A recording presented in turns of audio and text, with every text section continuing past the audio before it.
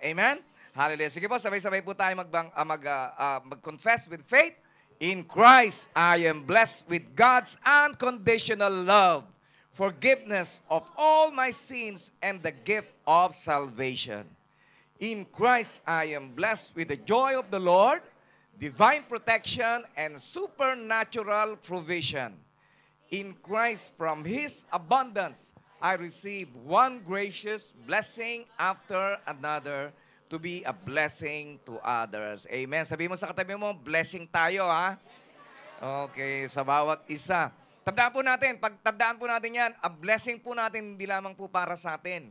Kung gusto nyo magtuloy-tuloy, ang blessing po natin, dapat palagi po nating isipin, I am blessed to be a blessing to others. Okay? Okay, and then tuloy-tuloy po, in Christ, I am blessed with every spiritual blessings in the heavenly places. In Christ, I am blessed with peace that surpasses all understanding.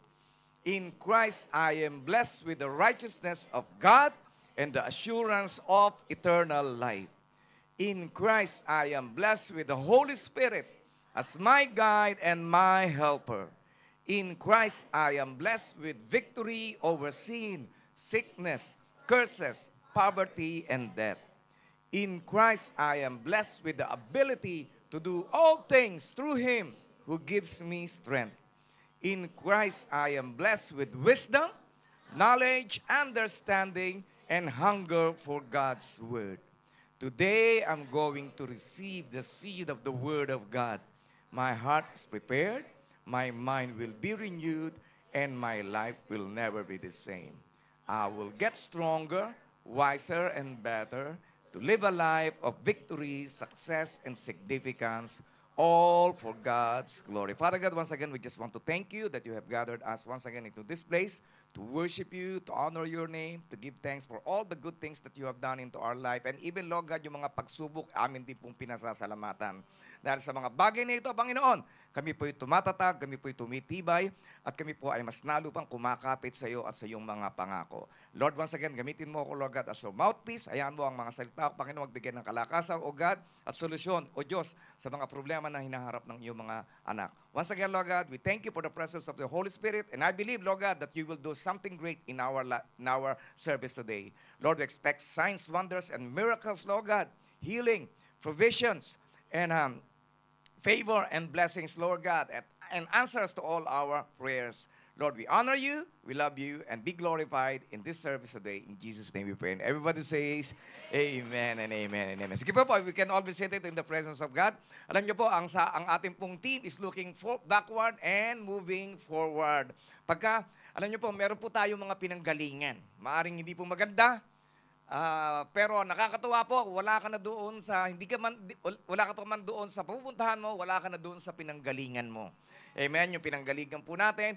But we always look backward sa mga bagay na ginawa ng Panginoon. Because today, hindi po ba, ang buhay po natin ngayon ay nabago dahil sa ating Panginoon. Sino po dito yung nakakaranas na ng pagbabago sa kanya pong buhay? Yung iba, hindi pa po. Amen. Sino po dito yung nakaranas na ng pagbabago sa kanya pong buhay? Amen. So we always look back with gratefulness. Palagi po tayong tumingin sa ating pong kahapon ng meron pong pasasalamat. Tama po, kung paano tayo binigyan ng trabaho, kung paano po tayo pinagkatiwalaan ng mga bagay na minsan ay parang we are not worthy sa mga blessings na pinagkatiwalaan niya po sa atin. Amen? Kaya po we can always look backward. Alam niyo po, ang buhay ko po noon, yung buhay ko po noon, I live in Manila. Sa Manila po kami nakatira. During the time, ang bahay po namin malapit po sa release ng tren. Okay. Kaya po, hindi po lilipas, halos ang isang araw na wala pong nag-aaway.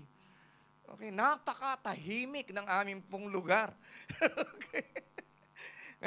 Kaya po ako'y natutuwa dahil inalis niya po ako doon sa lugar na yon at dinala niya po ako dito sa Macau at ako po'y natutuwang todo dahil nakilala ko kayo.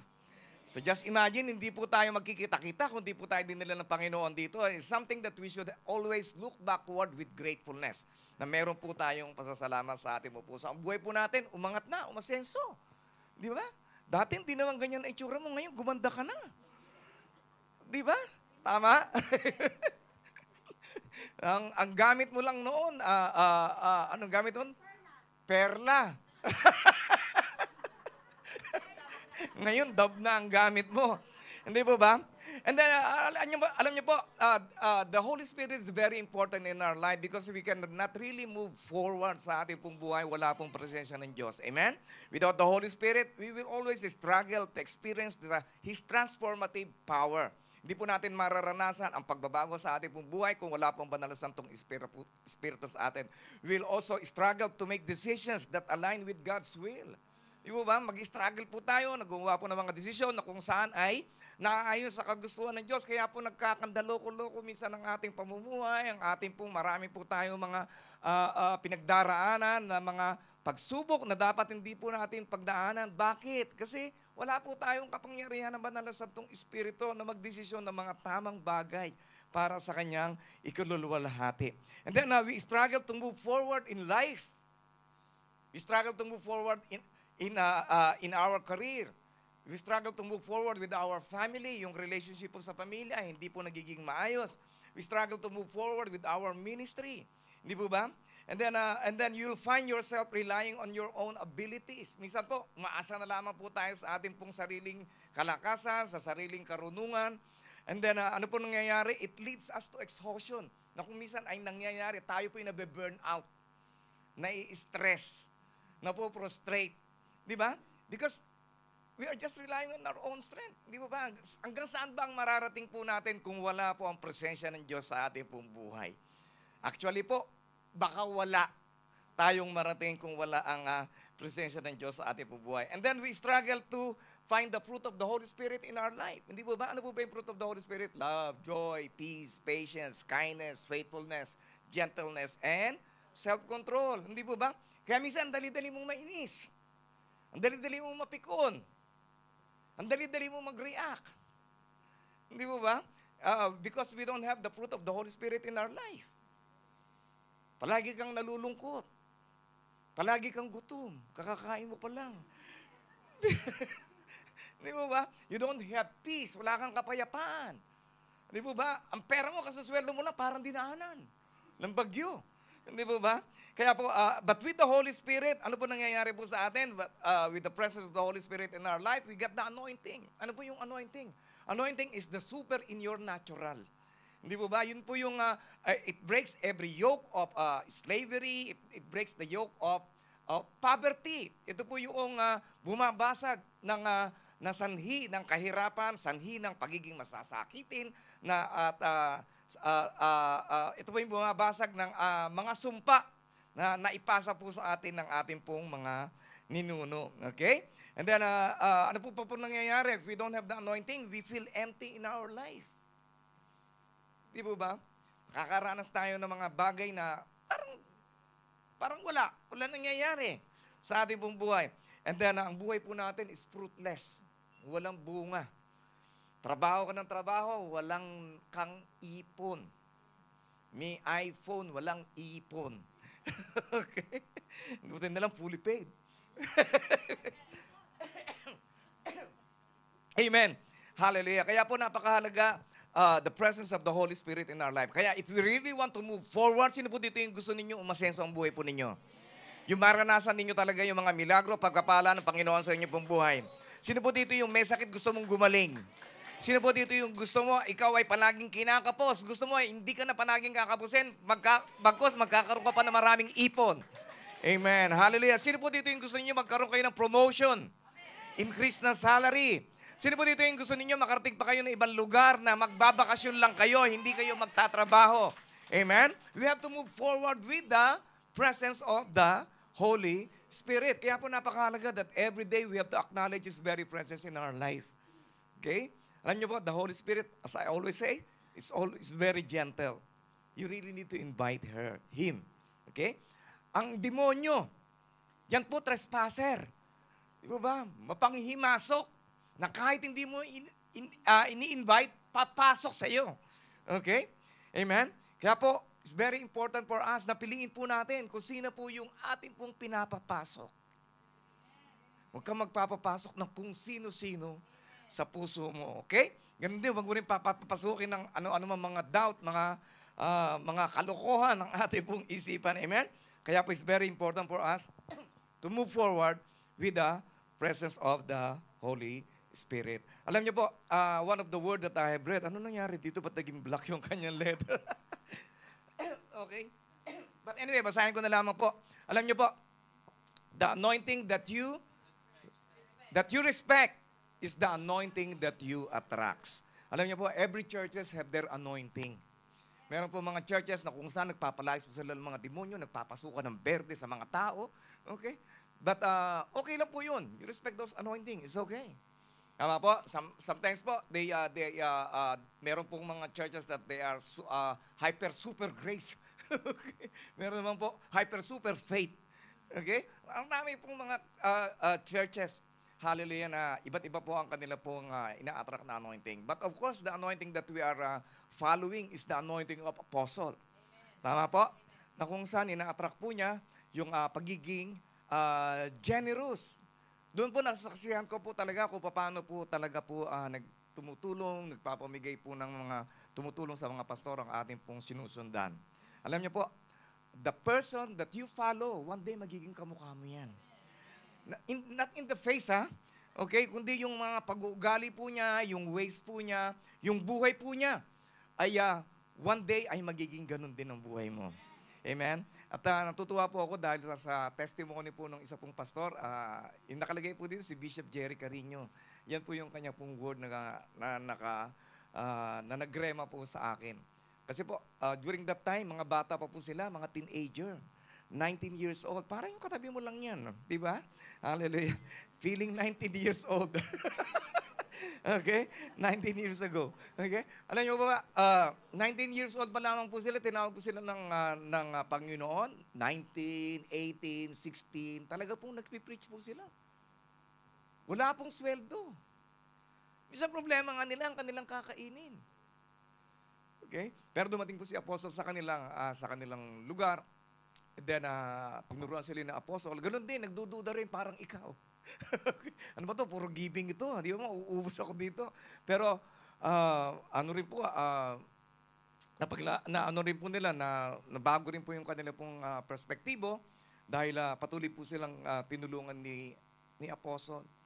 At ngayon po, yung church po nila, alam niyo po, napakalaki. Sayang, hindi ko po pero nakita niyo naman po sa Facebook po yun eh. Just imagine, galing po sa wala. Di mo ba? Wala talagang wala. Ang kanya po palagi pong testimony. Minsan po, naiwan po siya sa kanila pong bahay, magsasaing siya, at nakita niya kukulang po yung kanila pong bigas. Parang isang gatang na lang po, 10 po yata sila. 10 silang kakain, at kabataan, di po ba ang tatakaw niyan? Di ba? So talaga po nag-pray po siya. Sabi niya, at ito, hindi niya po makakalimutan, nagmilagro po ang Panginoon. Para po siya meron po nakitang sinag ng araw na patungo doon sa isang lugar na kung saan nakita niya na meron po nakatupok na bigas. Okay. At nakita niya yung pong mga langgam, yung pong nagdadala doon sa lugar na yun. Okay, ng bigas. Kaya po naisip po niya, kung ang Diyos ay ginamit ang mga uwak para pakainin si Elijah, ang Diyos ay gagamit ng langgam para pakainin sila. Amen? Hallelujah. Kaya kapatid, kung ikaw ay sumasamba sa Diyos, kailanman ay hindi ka po pwedeng magutom. Amen? Hallelujah. Sabi niya, Haring David, I am young and now I am old, but I have never seen the righteous forsaken of their bread. Ibig sabihin, kapatid, hindi ka magugutom when you are in Christ. Amen? Pagka ikaw ay na kay Kristo, ay hindi ka magugutom.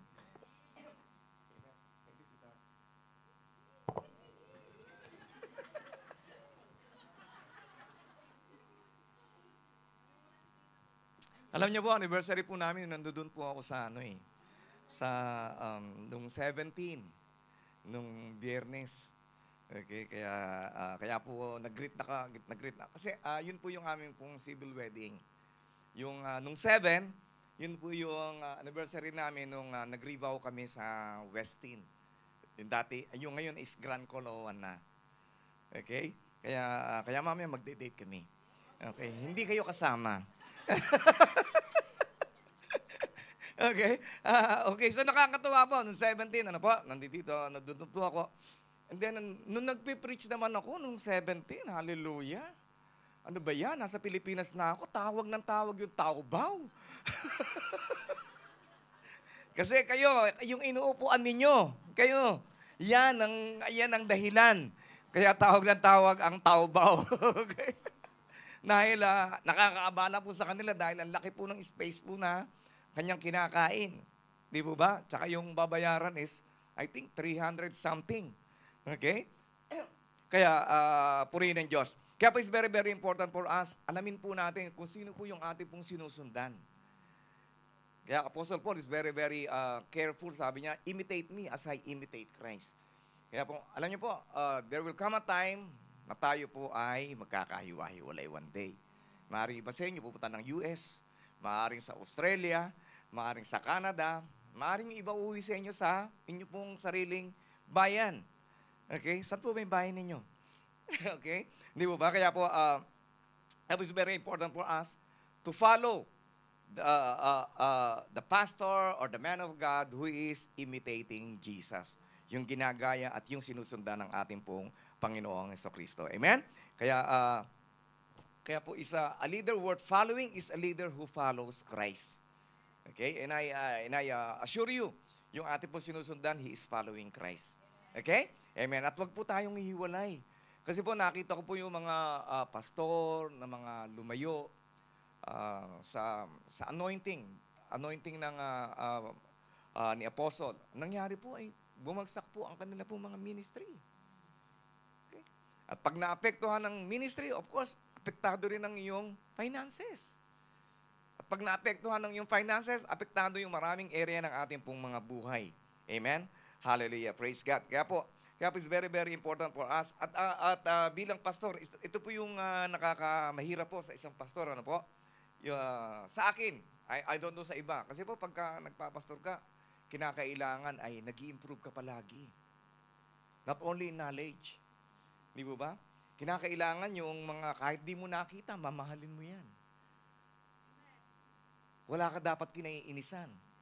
Di ba? It's the same thing with business. Si Adrian, nung una pong pumasok sa amin, sabi ko sa kanya, Adrian, sa wisdom business. Sa business, dapat wala kang kaaway. Sino po dito yung mga may business? Ayan.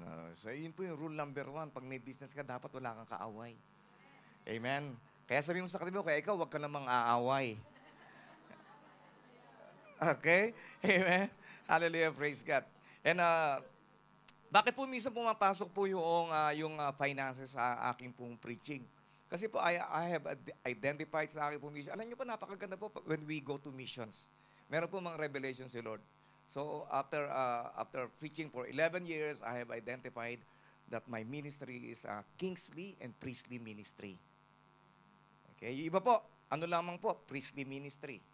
Ibig sabihin, sila yung palaging preach, but they don't have any idea about the business, about the improving finances of people. Pero, and us, I mean, tita ninyo, I've discovered that our ministry is kingly and priestly. So ano po yung kingly ministry? Ibig sabihin ng kingly ministry, sila rin po yung namamahala para po doon sa mga lingkod ng Diyos. Okay? Yung mga priest naman, sila po yung palagi po namamahala sa mga businessman. Sila po yung nagpe-pray ng blessings, nabigyan ng wisdom. Kaya po napakahalaga po na magkasama po itong ministry na ito, both kings and priests. Okay? Kung wala po yung king doon sa ng priest, wala na pong susupport sa priest. Magugutom po yan. Ngayon naman, kung wala naman po yung priest doon po sa mga kings, ano po mangyayari? Lalaki ulo ng mga yan. At one day, babagsak po yan. Kaya po napakahalaga po that they should be combining together. Amen? And sa akin po, as I can see, sa ngayon po, mas medyo angat pa po yung aking pong kingly ministry. Okay? Kaya po, ang prayer ko po sa bawat po sa inyo, that one day you will be used by God to support the kingdom of God. Amen? And some of you, maybe you will be going to missions and you will be supported by the kings. Okay? Hallelujah. Praise God. Sino po dito yung gusto ninyo kayo po yung maging kingdom investor? Amen. Sabi mo, dapat tayo rin yun, ha? Okay, amen. Bakit po? Bakit po napakahalaga nun? Kasi po, hindi po kayo pababayaan ng Panginoon, number one. At ang blessing po sa inyo ay overflowing. Pagka kayo ay naging kingdom investor sa kaharian po ng Diyos. Amen? Hallelujah. Sige po, palakpakan mo na si Lord. Hallelujah. Praise God. Kaya po in the, okay, praise the Lord. So, with the Holy Spirit, alam niyo po ba nangyayari with the Holy Spirit? It erases our fear of men. Abubura po yung takot po natin sa tao. Sino po dito yung may takot sa tao? Alam niyo po, I am introverted. Nahihiyain po ako. Takot po ako sa tao. Alam ko, iba sa inyo hindi naniniwala. Okay? Mahihiyain po ako.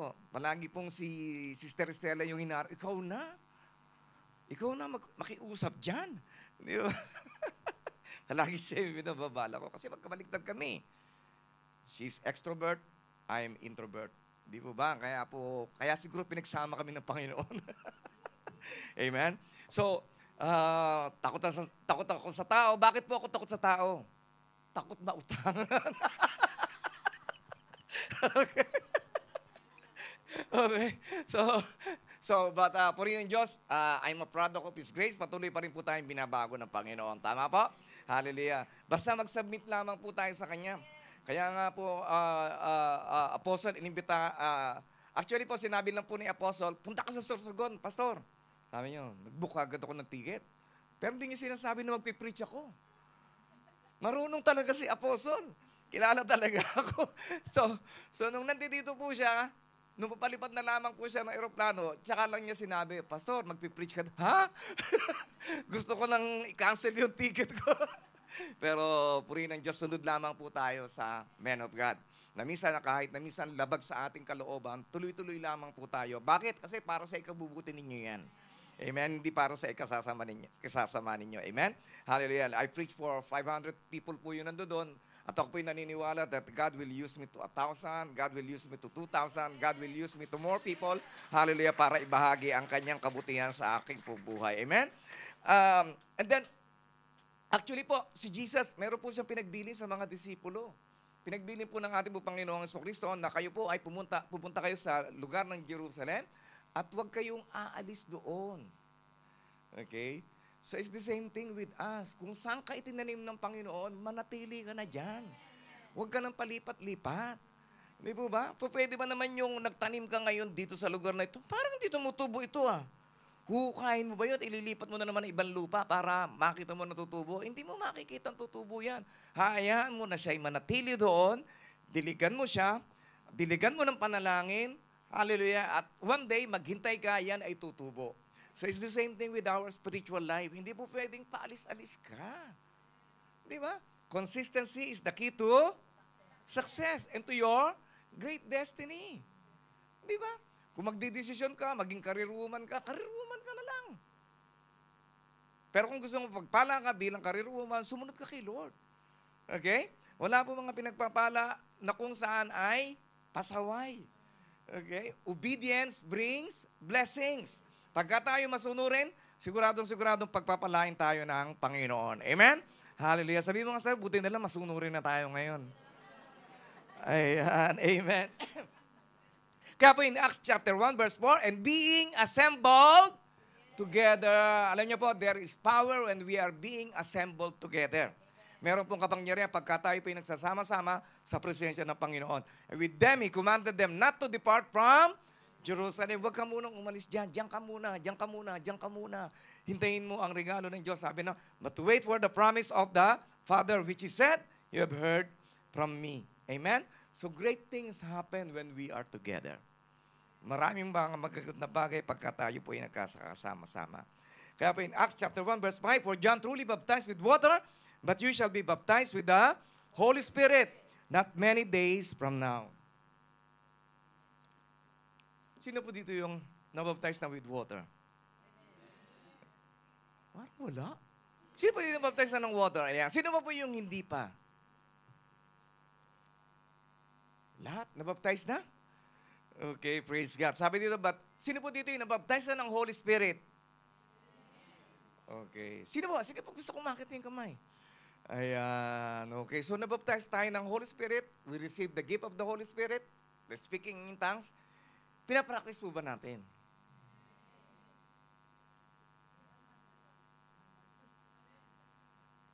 Practicing po natin. If you are practicing it, tuloy-tuloy ninyo. Continue to upgrade it. Patuloy po nating gamitin. Kasi, the thing that you don't use, you lose. Yung mga bagay na hindi mo ginagamit, balang araw, hindi mo pakikinabangan na yan. Po? Kahit po yung mga bahay na pinagtayo ninyo sa Pilipinas, kung wala pong nakatira, mas madali pong maluma. Mas madali pong masira. Kaya ngayon, umuupa ka pa para tirahan ni pinsan, ni uncle, ni auntie. Di ba? Di ba? Kasi po madali pong masira ang mga bagay na hindi po natin ginagamit. It's the same thing with our body. Yung ating pong katawan, yung kamay mo, itali mo kaya yan. Yung kaliwa mo ng isang buwan. Hindi mo na magagamit yan. Di ba? Parang wala na siyang lakas.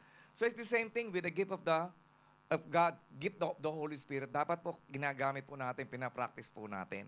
Okay? Okay. And then, kaya po in Acts 1:6, sabay-sabay po natin basahin. Therefore, when they had come together, they asked him, saying, Lord, will you at this time restore the kingdom to Israel? And then he said to them, it is not for you to know times or seasons which the Father has put in His own authority. Kaya po pagka meron po nagsabi sa inyo, alam nila ang tamang oras at tamang petsa ng pagdating ng Panginoon, tumakbo na kayo. Kulto po yun. Okay? Hindi po totoo yan dahil kahit na po ang ating po Panginoong Yesus, hindi po niya alam kung kailan po ang kanya pong muling pagbabalik. Okay? And then, next verse po ay, but you shall receive power. Sino po dito yung gusto niyo makatanggap ng kapangyarihan na nagmumula sa Diyos? Amen. Hallelujah. The power to follow Him, the power to obey, the power to receive everything that God has given unto us, the power to align our will unto His will. Yun po yung kapangyarihan na nais ng Diyos po sa atin. And the power to share the good news. Yung meron po tayong kapangyarihan na ibahagi ang kabutihan ng Diyos sa ating pong buhay, ibahagi ang mabuting balita ng kaligtasan, ang mabuting balita ng kanya pong blessings, sa kanya pong favor sa ating pong mga buhay, ang mabuting balita na kung saan that one day we will go to heaven. Okay? Sino po dito yung gusto nyo makarating sa langit? Sino po dito yung gusto nyo pamilya nyo makarating sa langit? Sino po dito yung gusto ninyo yung mga employer po ninyo makarating sa langit? Amen. Hallelujah. Malungkot po ang langit kung kukunti lamang po tayo doon. Tama? So napakahalaga that we should be receiving power na magkaroon po tayo ng katapangan, kalakasan ng loob para ibahagi po siya sa mga hindi pa po nakakakilala po sa Kanya. And in all Judea, sabi ito, and you shall be witnesses to me in Jerusalem, and in all Judea and Samaria and to the ends of the earth. Kaya meron po tayong assignment. Okay? Napatuloy pa tayong magpagamit po sa Kanya. Pero hindi po natin ito magagawa kung wala po ang kapangyarihan ng Banal na Santong Espiritu sa atin. So ano pong gagawin po natin? We have to wait for the promise. Okay? If we already received the promise of God, and then we have to practice it. Yun pa pong mga hindi pa po nakakatanggap na they haven't been baptized in the Spirit, you desire it. Sabi po sa Bible, covet spiritual gifts. Ibig sabihin, pagnasaan mo, ipag-pray mo. Talagang magkaroon ka ng marubdob na pagnanasa, na magkaroon ka ng mga regalo, mga spiritual. Okay? Kasi po, hindi po ibibigay kung we will not desire it. Tama? You receive not. Why? Because you ask not. Hindi mo natatanggap. Bakit? Kasi hindi mo hinihingi. Kaya when we pray, dapat po mag-specific po tayo. Hindi po pwede, Lord, i-bless mo ako. Nang ano?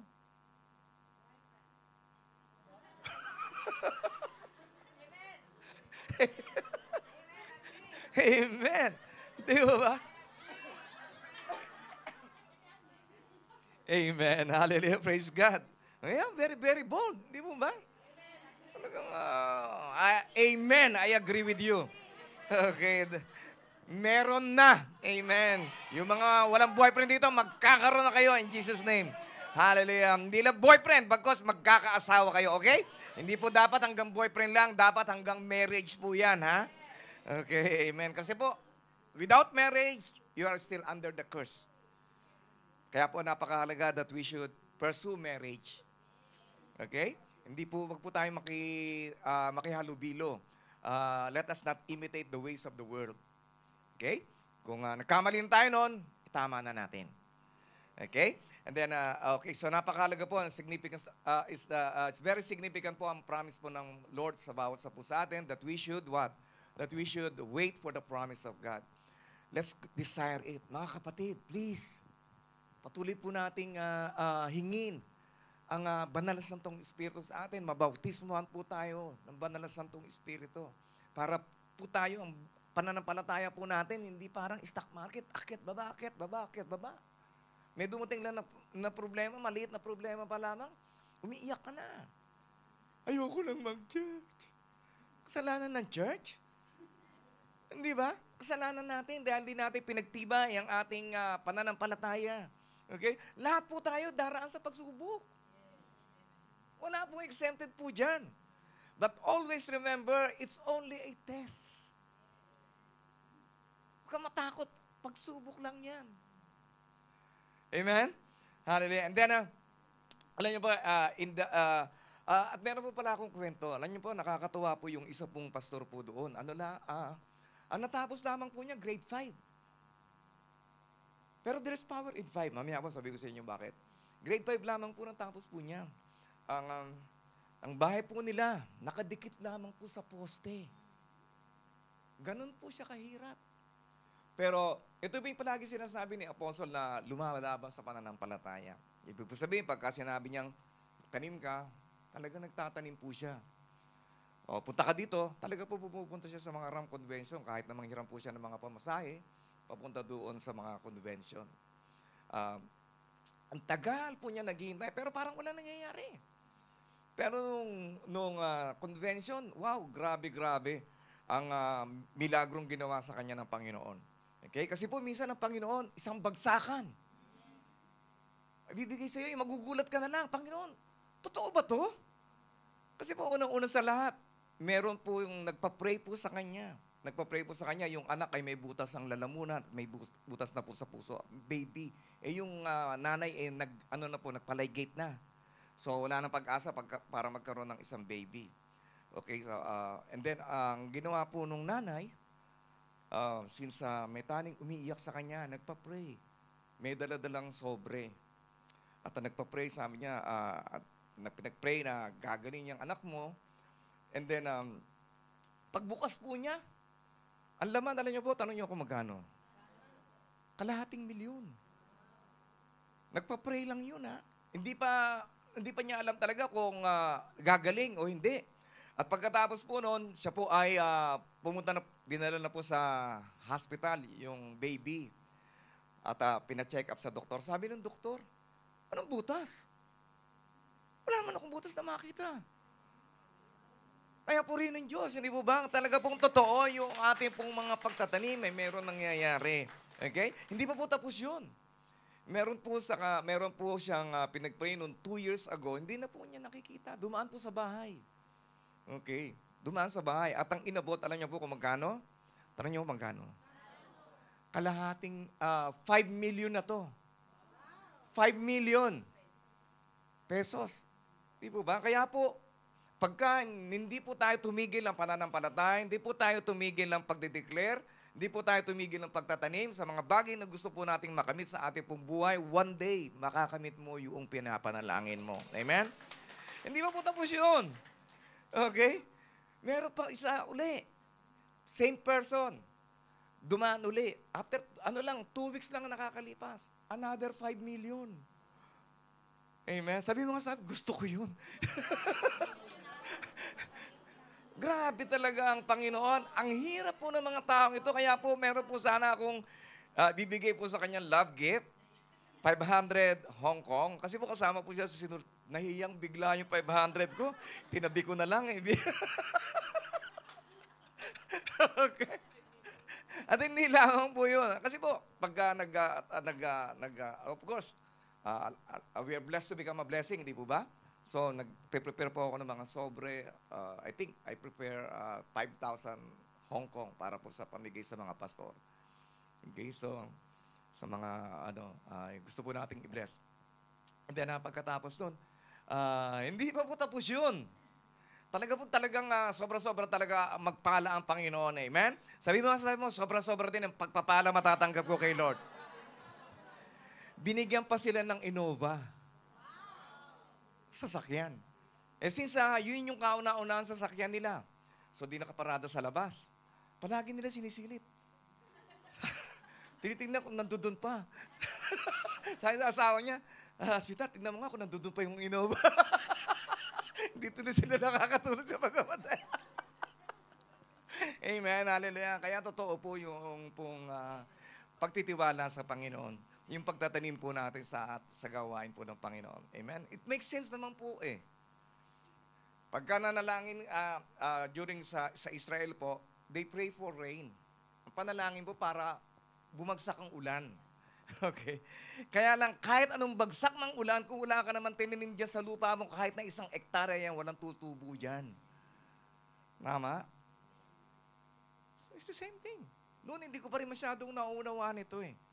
Pero nung nakita ko yung mga patotoo, napakarami mga patotoo na nabagong buhay, nagkaroon ng 6.8 million na church, okay, na 1.3 hectares na hektarya ang kanila pong lupa, na meron na silang nagpaplano pa sila mag-build ng hotel, na wala po silang inaasahang mga na-support galing sa mga Amerikano, sa mga Koreano. Hallelujah. Kaya ang Panginoon, siya po ay talagang maaasahan po natin. Amen. Hallelujah. Hindi po sa kung saan manggagaling ang blessing mo. Ang blessing mo ay manggagaling lamang kay Lord. Amen. Hallelujah. Sabi mo nga sa time mo, kaya kung siya'y nakatanggap ng 5 million, tatanggap din ako niyan. Hallelujah. Amen. Amen. Yung katabi mo, mag-agree ka naman. Amen. Okay. Hindi po ba? So, ganun din. Kaya kanina, bago ako dito, kinuwento ko sa kanya eh, sweetheart, mag-agree ka. Makakatanggap din tayo ng 5 million. Amen, amen. Hallelujah. Kaya po, wait for the promise. Hintayin po natin ang pangako po ng Panginoon. Huwag po tayong manghinawa, huwag po tayong mapagod ng paggawa ng mabuti, huwag po tayong mapagod sa pananalangin, huwag po tayong mapagod sa pag-expect ng mga magagandang bagay na nagbubula kay Lord. One day, mararanasan mo rin yan. Okay? Okay. And the highlight of Apostles' teaching, ano po ba, is to rely on the Holy Spirit. Okay? Alam niyo ba, nung papunta na kami dito sa Macau, sumakay na kami, kasama ko si Jed, kasama ko si Zach. Okay? Di ba, pag take off natin, dug-dug-dug-dug, di ba? Narinig ko kay Apostle na pagka nakakaranas siya ng mga ganong bagay, ang ginagawa po niya, nagtatangs po siya, tinatakpan na lamang po niya, hura ba siya, what? Sabi nung katabi niya, Amerikano, hura ba siya, tinatakpan na lamang. So, ganun din po yung ginawa ko, di ba? So, nagpray na lamang po ako. Yung po pala, meron lang pong turbulence. Okay, siguro umuulan yata nun sa no? Ayun, medyo umuulan. Kaya purihin ng Diyos at huminto naman. Kaya ikaw pagka natatakot ka, mag-pray ka na lang. Di ba? Wag mo i-meditate yung takot mo. Di ba? Kasi kung ano yung i-meditate mo, lumalaki yan eh.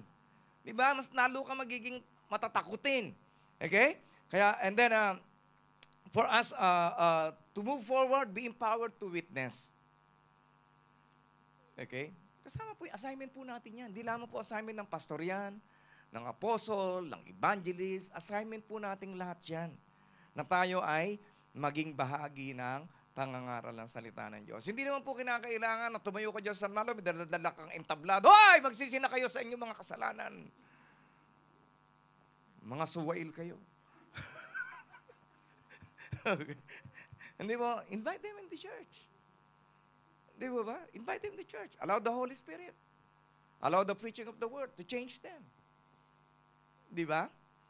Okay? At mag-stay ka na doon. Manatili ka dyan.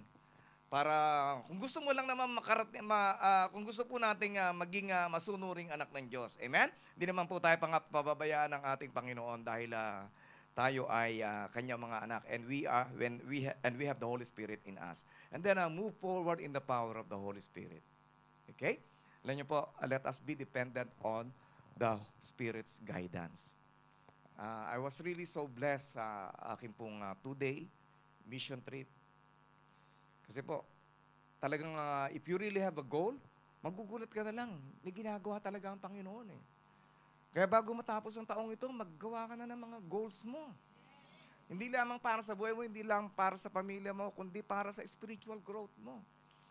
Kasi po, ganito po yan. Ang nangyayari po, kaya po tayo, nadadaya po tayo ng kaaway dahil akala po natin, pera-pera lang ang mahalaga. But actually, ang pinakamahalagang bagay ay pagyamanin po natin ang ating pong espiritu. Okay? Ang pag-asenso ng ating pong buhay ay nagsisimula sa pag-asenso at paglago ng ating pong espiritu. Kaya pakainin mo na pakainin yan. Okay? Of course, we should be, hindi po tayo magpapabaya sa ating pong mga karir. Pareho po yan. Pero, number one na dapat po nating alagaan ay ang ating pong mga espiritu na to'y lumaki, lumago, at magpagamit po tayo sa Diyos. And then when we move forward in the power of the Holy Spirit, ano po nangyayari? We grow in the fruits of the Spirit. Di ba? Nagiging maibigin ka na. Nawala na yung pagiging judgmental mo. Yung pagiging madali kang mainis. Nawawala na. Di ba? Parang yung katabi mo lang. Di ba? Dali-dali mo magalit. Di ba? Dati, troublemaker ka. Ngayon, peacemaker ka na. Di ba? Dati, chismosa ka. Ngayon, si Lord na lang chinichismis mo. Di ba? So, let's grow in the fruits of the Holy Spirit. Wala kang control. Kakakain mo lang, gutom ka na naman. Di ba? Let's grow in the Holy Spirit. And then, let's continue to move forward in unity. Okay, sama-sama po tayo, kapatid. Mahirap pong bumiyahin na mag-isa. Gusto po nating lumago. Sino ba nakakapanood ng Dragon Boat? Dragon Boat? Po, pwede ba yun sila? 15 nagsasagwan. Ikaw, mag-isa ka lang. Wala ka mararating. Kaya kung dito kayo tinalaga ng Panginoon, decide it.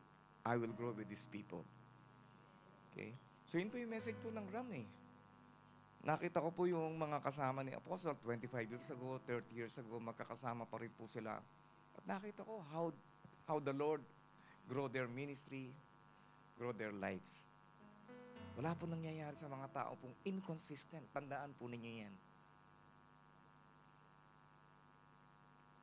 Kahit mahirap, tuloy-tuloy lang. May problema, tuloy-tuloy lang. And one day, you will see the results in your life.